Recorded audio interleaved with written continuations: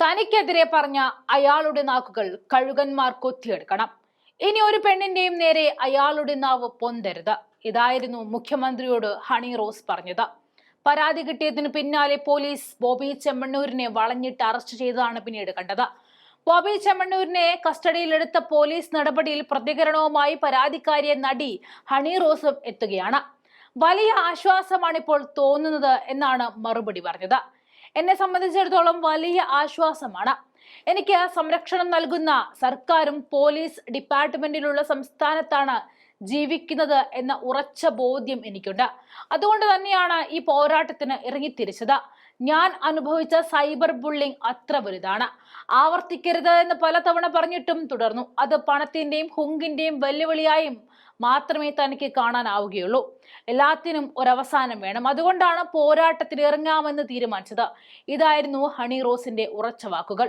ഭയങ്കരമായ സന്തോഷമുണ്ടെന്നും സന്തോഷത്തിനപ്പുറം തന്റെ തലയിൽ നിന്നും വലിയൊരു ഭാരം ഒഴിഞ്ഞുപോയെന്നും പറയുന്നുണ്ട്. പരാതി നൽകിയത് മുതൽ മുഖ്യമന്ത്രിയോട് സംസാരിക്കണമെന്ന ആഗ്രഹം പ്രകടിപ്പിച്ചു. അതിന് അവസരം കിട്ടി. അപ്പോൾ തനിക്കും കുടുംബത്തിനും ഉണ്ടായ വിഷമങ്ങൾ പറഞ്ഞു. നടപടി സ്വീകരിക്കാമെന്ന് മുഖ്യമന്ത്രി പറഞ്ഞു. കൂടാതെ DGP ഉൾപ്പെടെയുള്ള പോലീസ് ഉദ്യോഗസ്ഥരും സംസാരിച്ചിരുന്നു.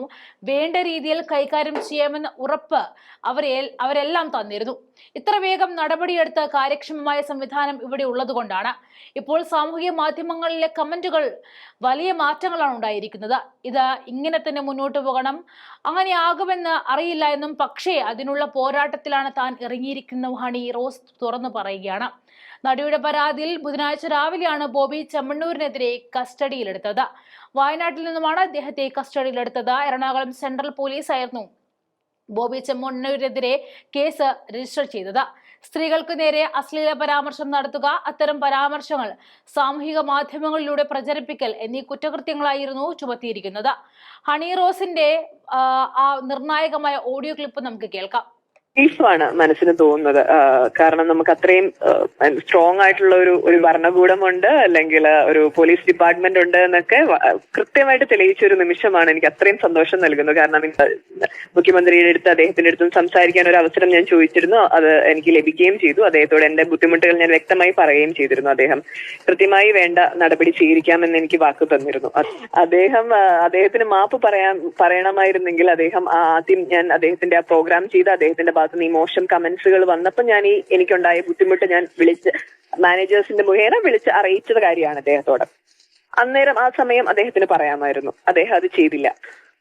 അത്രയധികം ഒരു ഹ്യൂജ് സപ്പോർട്ടാണ് എനിക്ക് സമൂഹത്തിൽ നിന്നും കിട്ടുന്നത്.